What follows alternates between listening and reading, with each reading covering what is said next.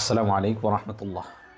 কেমন আছেন বন্ধুরা? সবাই আশা করি ভালো আছেন, আর ভালো থাকেন দোয়া সকলের জন্য করি। আজকে একটি গুরুত্বপূর্ণ বিষয় নিয়ে আপনাদের সাথে আলোচনা করতে যাচ্ছি।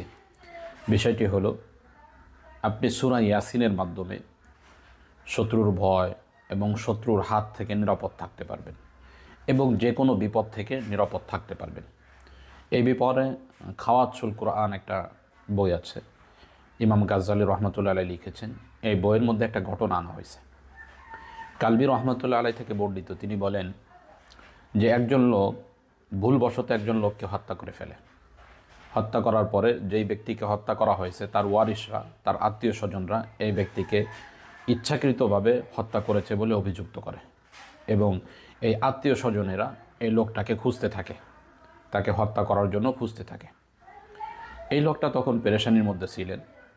ইমাম কালবি রহমতুল্লাহ আলাই বলেন যে একজন দিনদার আল্লাহওয়ালা লোক এই লোকটাকে বললেন, যদি তুমি তোমার কথায় সত্যবাদী হও, অর্থাৎ তুমি যদি ইচ্ছাকৃতভাবে তাকে হত্যা না করো, ভুলবশত হত্যা করে থাকো, তাহলে তুমি যখন তোমার ঘর থেকে বের হবে সূরা ইয়াসিন পাঠ করে বের হবে।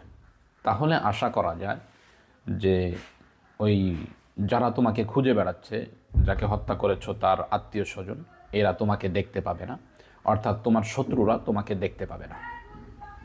এবার খাওয়াতুল কোরআনের মধ্যে লেখা হয়েছে, এটা 97 নম্বর পৃষ্ঠার মধ্যে আছে যে সূরা ইয়াসিন মানুষকে সব ধরনের বিপদ আপদ থেকে রক্ষা করতে পারে, হেফাজত করতে পারে।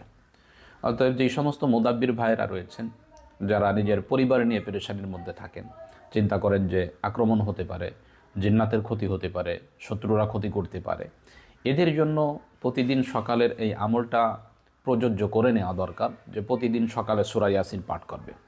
যদি আপনি দৈনন্দিন সূরা ইয়াসিন পাঠে অলসতা না করেন, তাহলে আশা করা যায় জিন্নাত এবং যাবতীয় অনিষ্টতা থেকে আপনি হেফাজত থাকতে পারবেন ইনশাআল্লাহ। তদ্রূপভাবে যে কোনো বিপদ আপদ থেকে হেফাজতের জন্য সূরা ইয়াসিনের তুলনা নাই।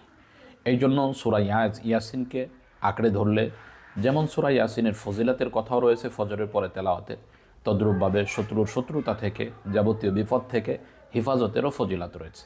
এই জন্য প্রতিদিন সকালে সূরা ইয়াসিনকে আপনার জীবনের জন্য বাধ্যতামূলক বানিয়ে নেন, তাহলে আশা করা যায় যাবতীয় পেরেশানি, যাবতীয় ঝামেলা এবং জিন্নাতের অনিষ্টতা থেকে, যে কোনো বিপদ থেকে আপনি হেফাজত থাকতে পারবেন ইনশাআল্লাহ।